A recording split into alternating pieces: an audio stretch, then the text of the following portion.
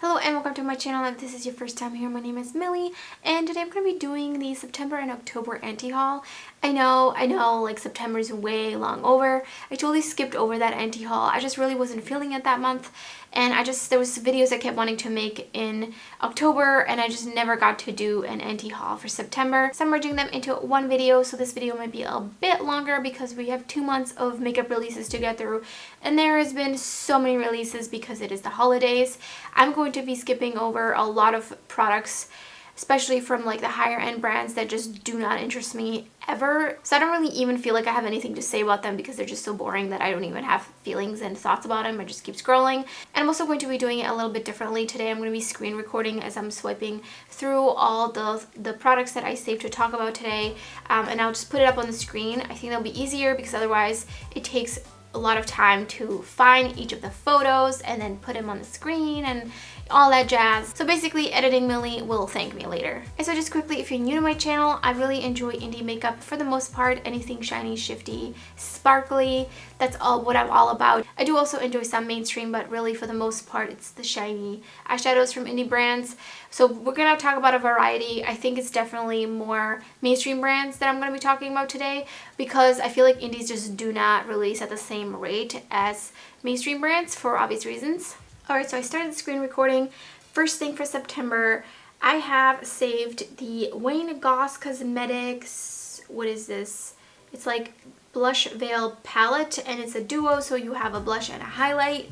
And these are really nice, but I've just been so much into creams that if this was cream, I would probably have grabbed at least one just to try, especially if there was going to be a cream highlighter. I really like cream highlighters now more than powders, and been really dangerous because I just want to buy all the cream highlighters now. But these look really nice. Seem to have a pretty nice shade range. I'm a little confused about that super like Merlot magenta looking shade with a really light highlighter. I'm not really sure how that looks on a deeper skin tone, but otherwise they have some nice shades and the packaging looks really nice. Oh, and Goss just hasn't released anything that really sparks my interest. So next on to more eyeshadow. It's pretty much going to be mostly eyeshadows that I'm going to talk about. This is 5 new shades from Sugarpill, and it's not exciting anymore. It used to be exciting maybe like 3 years ago, 2 at max. It was exciting.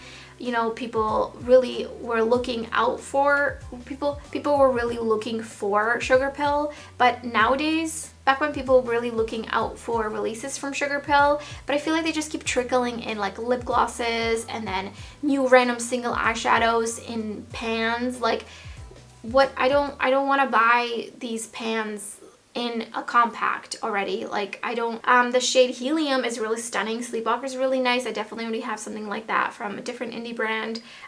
Ego is really nice. I love those kinds of really deep berry shades. So these are really nice overall, but I'm not gonna go out of my way and buy singles from Sugarpill, especially because they're really big pans. I really wish they had released more of the smaller palettes, like the fun size palette. I really think if they release more palettes like that, or just like in general release any kind of sort of palette with smaller pans, people would be more likely to be excited about their products and trying them out. Kind of like the C3 what are they called? Like the capsule palettes. I have 2 of them. 3rd one is on the way. If it will ever arrive, who knows? But I just feel like overall Sugarpill is not as exciting as it used to be. Next, let's move on to this release. Oh my goodness.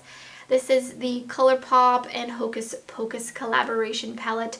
I did do a live stream where I duped this palette basically immediately after I saw the inside of this palette. This is really such a boring palette. I really feel that Colourpop did not do it justice. Now there's multiple reasons that the color story is what it is. It could have been just Disney completely controlling what the release is going to be. This is the artwork that they're using on the palette is one of their like trademarked graphics, so I'm assuming they just kind of give them the rights to use this on this collection.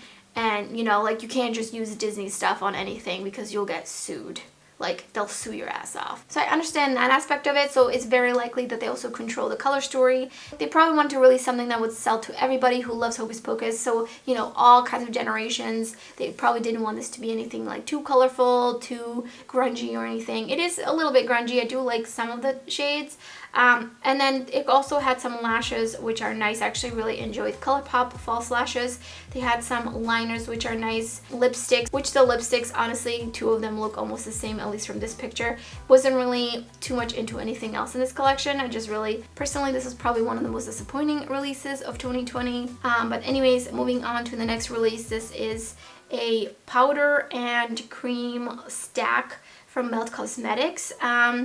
Interesting concept. I do like it. However, I think it's only aimed towards makeup artists, so then it will make sense if you wanted to buy this and you work on a lot of different skin tones. But like for the average consumer, like nobody's gonna get full usage out of this. I really would love to see some like powder highlighters, some powder blushes and cream highlighters, and just put them in a stack, and you can make your own custom stack with all the shades that you want, over contour, of a bronzer, of a highlighter, and a blush. I think that'd be really cool. Just have like a stack of 4, or you know, keep adding blushes, switch them out from day to day if you feel like a different blush. I think that would be super cool. Eventually, maybe they'll do that one day. But yeah, this collection just wasn't really interesting, and it was $48, which is pretty much the price of their eyeshadow. Next, we have these 3 Huda Beauty 9-pan palettes. And it seems like they've been on a roll with eyeshadow palettes so far. This one is the Purple Haze. It's pretty nice color story. Overall, these are super nice. I think the color stories are a little bit, you know, more on the unique side. They're not as like predictable. And then the next thing that I'm so happy that I anti-hauled and never purchased was this new, well, not new at this point. This is the Glamlite Ice Cream collection, and it's like this giant palette which has literally 5 neutral shimmers in it. How? Please tell me which ice cream has neutral tones in it besides, like, you know, vanilla cream chocolate. Okay, there might be some, but it's just like, this was supposed to be, or they kind of advertise it as being a pastel palette, but pretty much only like the last 3 rows are truly pastel. The rest I just feel like are kind of thrown in there. Really could have just done without that top layer. I would have been much more tempted to get it that way. But I was super excited about this palette when I was seeing the sneak peeks, and I just was really disappointed once I saw their final reveal. There are also some glosses, which I never think of like looking at Glamlite and being like, oh, I want to try their glosses. Honestly, there's just so many glosses out there. Everyone's making glosses. I have certain formulas that I really enjoy, so I don't really feel like I need to keep going and buying more glosses from random brands. Glamlite's not that random, but you know what I mean. But I'm just really glad I passed on this palette. I really saved some monies there. Next, we have the Natasha Denona, what is this called again? I can't remember. Glam palette. And it's basically a cool tone, like perfect for wedding looks. And neutral looks and everyday looks. There's only 5 mattes, which kind of blows my mind. There's so many shimmers. Some of them look pretty similar. Something that I absolutely hate about this palette, but I do understand that not everybody knows where to place which eyeshadow, so I think in that way it's helpful. I just feel like this layout is not really something that makes it as helpful as it could possibly be, I think. And also you can rearrange the pans, which is nice, but I do not like the fact that the lightest shade, like literally the lightest shade in this palette, is like a super beige light color. So it's kind of like, who is this transition shade for? The shimmers in this photo look absolutely gorgeous. I've seen some looks done with this palette, and I think if, you know, this is a smaller palette, it's the like the cheaper one, you know, cheaper per Natasha Denona. I think the only way this palette would be worth it is if you absolutely love these tones, if these are the kind of tones you feel comfortable in, and you could see yourself really using this palette every day. I think that would be great for you. Okay, the next palette. I have so many angry feelings about this palette. I'm sorry. This is the Essential palette. How many different palettes do we need that are called Essential, the Staple, whatever? Like, I feel like just everybody calls their palettes that. And it's Sigma Beauty and Stephanie Lange with Lang, which I've never followed her. I don't know who she is. Her look in the photo looks absolutely stunning. Actually, I ended up watching her video after seeing some of the comments in the comment section of Tread Mood's page. But she said something in her video that the reason they did a bronze shade is because a contour shade was impossible to find the right contour shade for different skin tones, and she wanted this palette to be for different skin tones. But the same thing goes for bronzer and highlighter. Like, those three things are super custom for each skin tone, so you can't just put those in there. But also the fact that the bronzer shade is next to the black shade is just... And they also saw some discrepancies between like photos and the way that the eyeshadows, the tones in the eyeshadow looked in different lighting. So that was really interesting. But anyways, this kind of just angered me because she kept saying like, oh, this is for everyone, this is for everyone. No, it's not. And there's just no way you could possibly have found a bronzer shade and a highlighting shade that's great for every skin tone. There's no such thing. So I really wish we could just leave these kinds of palettes where it's an eyeshadow palette and a face palette behind. Like literally we should have let that go like 5 years ago. So those are my thoughts on that. Next up we have Makeup by Mario, and this is just one of those like kind of higher end bougie brands that just absolutely do not speak to me. Shimmers look nice. I think this is definitely geared more towards professional makeup artists, but you know, everybody's going to buy this regardless because they know who Makeup by Mario is and he's famous, and you want to try his quality. I think the packaging looks nice. It looks a little bit, what's it called, like medicinal, which I don't love that, but it's nice and sleek. I don't know how it feels in the hand. I would assume it feels nice and hefty, kind of that it's expensive. The prices are just a little bit high, and again, like an all eyeshadow shimmer palette, why? Honestly, like when I go to the grocery store or even like when I used to commute into work, I don't ever remember seeing anybody only wearing shimmers on their eyelids, like different, you know, like a pink and a green and a blue shimmer. Like I've never seen that. I don't understand these, and there's another brand that released something like this that I will talk about in the October section of this video. So 3 more things. Next one is the Suva Beauty Fine, what is it called? UV Taffies and UV Brights, and it's basically just like the water activated liners in a pan. Literally everybody and their mom has been releasing these. If you've seen all those indie brands, I think to an extent some of them are private labeled, which is fine. They could still have different formulas or not, and they could just be putting their logo on it. But I just think it's really a little too late, and I would much rather buy one of the palettes from the indie brands because they'll be definitely cheaper than this palette that's, I don't even know how much it is. 30 each. And also the pans are a little small. I've definitely seen larger pans for probably like 20 bucks. So if you're gonna get water activated liners, I would just go over to some of the indie brands and skip on this one. I mean, they look nice and colorful, but I already also kind of have some of these shades from Glisten Cosmetics. But I do understand the appeal because there you have them all together, and I'm definitely more likely to forget to use them, as I have been since I got my Glisten Cosmetics order, because they're all in different little jars, and I gotta remember to go and grab a jar, or to remember I have that color that would go with this look. So it is nice to have them all in a little palette. Next, onto this palette from Nomad Cosmetics. This is the Cartagena Mágica palette. I'm totally butchering that. I'm so sorry. I only took like a year of Spanish in high school, or a year. It was a year and a half. But it was a long time ago, so I'm not really great at pronunciations. They sneak peeked this palette, and the outside packaging is so stunning and beautiful and colorful. And then also some of the other photos that they posted before revealing the inside of the palette, they posted some other like inspo photos, and there was just way more colors in the other inspo photos that I would have assumed would have made it into this palette. This palette is very monochromatic. There's literally no deep shade to deepen out an outer corner, which, if you know me, is like a #1 must for me. I'm sure the shimmers are gorgeous. They look a little bit textured. They look stunning. Yeah, there's just so many light matte shades. I think some of them are a little similar. You'll definitely get only a certain amount of, or certain types of looks out of this palette. So I am glad I passed on this, because definitely do not need another warm neutral palette with no deep shade to deepen up with. And then lastly, for September, another collaboration. This was Makeup Revolution and The Nightmare Before Christmas. This could have been such a great collection. This could have been such like way better packaging and color story. When I look at this photo just right here, The eyeshadows just look really cheap and almost like they're gonna have like no payoff. It looks like some of them are shimmers, like a lot of them are shimmers, but they look like they're gonna be like those like dull kind of almost satin shimmers. There's too many shades. There's no real like color story. I feel like this doesn't really fit the theme, the movie. The outside packaging obviously does, but the inside, and also it's like a book, which is so many eyeshadows. It just looks like it's from Claire's. I don't know how else to say it nicely. I just feel like this was such a flop. So now let's move on to October.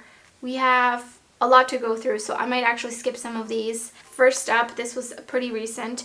This is the, what is it called again? Baby Yoda and Colourpop, or Star Wars basically, and Colourpop. And this was a very exciting color story. Totally get it with the tones of Baby Yoda, but I kind of wish there was just a little bit more there. I don't know, there's something about the color story that doesn't speak to me, and the packaging obviously is very cute. Colourpop always absolutely kills it with their packaging design, so it's super adorable. And I think it would be a great collection piece for anybody who's a huge fan of Star Wars or just Baby Yoda. I haven't watched the Mandalorian or even just Star Wars actually at all. I know I have to get on that. So I just think he's cute, but I wasn't about to try to fight people online to, you know, stand in line and get this palette. So then moving on to the next one, this is the Juvia's Place Valhalla 2 palette, which dropped out of absolutely nowhere. Nobody saw this coming. This was a little bit crazy. Just showed up. Somebody just posted a photo of it in Ulta. Like, that's wow. Not really sure why Juvia's Place switched up their round pans to square pans. When I first saw this, I just thought this was just like any old regular one of those indie brands that are like claim to be indie, but you don't even know if there's only like one person behind it and who that person is, but they just have a bunch of private labeled eyeshadow palettes. There's 4 glitters in here, which are really cheap. So I wanted to love it. I love the blues, which half of them look pretty much the same. There is a multi-chrome in here, and also another possible one. I've heard from Karen Harris that Fake is a multi-chrome, and it's very similar to the Pat McGrath special shade from the Divine Rose 2 palette. I almost purchased this with like a coupon code, but it's just not worth it. There's too many blues in here. I really wish they had done a different, like it was maybe like the silvers, the blues, then maybe went into the greens, then maybe oranges, reds, and pinks or something, and just like kind of did it by row. I think that would have been really nice. Other than that, also the glitters totally turned me off. I don't want to have to pay for 4 glitters that I'm not going to ever use. Maybe if this palette was on sale for like $10, I would maybe get it just to like try out the multi. Because how dare you, Juvia's Place, not tell us that there's a multi-chrome in your palette? Like, I feel like that should have been the #1 thing they should have advertised, because everyone would have swarmed over this palette. I am sweating. Okay, so I took some off. I'm not even gonna talk about this one either. Just why is that layout like that? Just no. Let's talk about this one. This one was a really interesting one. Also came out of nowhere. This is the Urban Myth palette from Black Moon Cosmetics. When's the last time they launched a palette? I think it's been like a hot minute. So this palette, the packaging, absolutely stunning. I had every intention of getting this because I was like, this packaging is so cool. I love the concept. But the inside, it's cool. It reminds me of like that KVD like metal matte palette where the shimmers kind of match the mattes. Obviously this one is much smaller, but it just kind of reminded me of that. I don't really have an experience with Black Moon Cosmetics formula, but nothing about this palette spoke to me to want to get it for, how much was it? I think it was like pretty pricey. I think it was like $38, $40 or something like that. So overall, I think it was a fun concept, and I don't mind the color story. I really feel like there almost isn't like a color story though. It just feels like, you know, we're gonna do all these colors and then we're gonna match the shimmers to them. So unfortunately, it just wasn't enough to make me want to buy it, which I'm totally okay with. Next, onto some liquid multi-chromes. These are from Linda Hallberg, and I think they were like $35 or something each. Basically, one of them is like a more like deeper toned multi-chrome, at least that's what it looks like, and then the other one is like an iridescent multi-chrome. I just didn't want to spend all that money and then also pay for shipping from overseas to get it here and to try it out. I have plenty of liquid multi-chromes at this point, so not really that intrigued by it. Also felt like it was really random to just release 2 shades. I don't really understand. I still don't really understand that brand and the way that they release things. Next up, we have more Juvia's Place. This also came out of nowhere. Just all of a sudden like showed up, and this was like kind of like a smaller-ish collection, basically a curated color story of purples and then kind of yellows and oranges that came with some lip balms, some lipsticks, and there was glitter again in the palettes, so of course a huge no-no. I just don't have words honestly at this point. I just feel like Juvia's Place is releasing something or like 2 things at least a month. They're almost getting out to Colourpop's level. I would actually like to try the, what are those called? The like the things I'm looking at right now, the kind of lip balmy things. I heard that they smell amazing and that they feel really nice, so I would maybe want to try those eventually. And so do these kind of like balming lipsticks. These look nice, but I'm not like in a rush out to get them and make videos or anything like that, especially because there's glitters.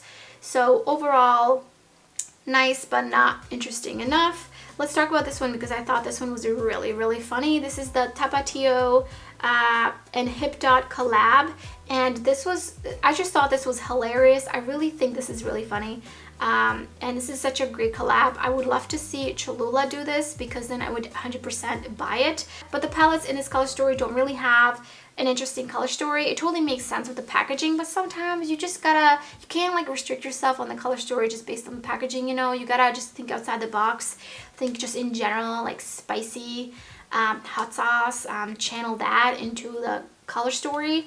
And I just really think it's funny how the lip glosses are in the shape of the bottle and have the logo on them. I think this is really funny and hilarious and a little kitschy, but it's kind of like kitschy in a cute, funny way. So I would love to see it with Cholula make that happen because I am here for it. Hitting Millie here, so either my SD card completely got filled up and I didn't realize it, rookie mistake I know, or I forgot to press record, also a huge rookie mistake.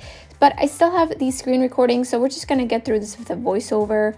So there's only 3 more products I'm gonna talk about. This first one is the Rare Beauty 2 eyeshadows, and I can't remember what I said about them, but once again, all shimmer palette. I just don't understand the logic behind this because Rare Beauty just released recently, so they don't even have any kind of palettes with mattes in them. They just release mostly complexion products. So that means if you buy these palettes, you have to either use all shimmers or over the lid, which you know how I feel about that from the beginning of this video, or you have to pair it with another brand of mattes that you have. I don't know, I just feel like this is really impractical. They look stunning and the packaging looks really nice, I'll give them that. So then next on to the new Revlon Color Stay Light Cover Foundation with a natural finish. Promises a 12-hour wear and has sunscreen in it. And this shade range is just abysmal. I mean, this is 2020 and these huge brands like Revlon's worth $4.something billion and they just don't care. Clearly it's not important enough to spend money there. They're billions of dollars. So that's just really frustrating to see. Once again, just a really poor shade range from a drugstore brand.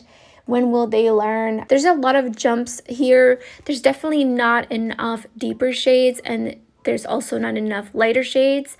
There seems to be a lot of just kind of medium shades. I think this is absolutely unacceptable, and I just don't understand who did this shade range and was like, yep, ready to go, send it out, let's get these bottles filled and let's launch this new foundation. Like, it's pretty tone deaf at this point. Next, moving on to the last piece, something bright and colorful. This is the new 2 6-pan Midas pastel palettes. We have one for lighter skin tones and one for deeper skin tones, which I think is a great idea. I do feel like the one shimmer kind of stands out in a weird way.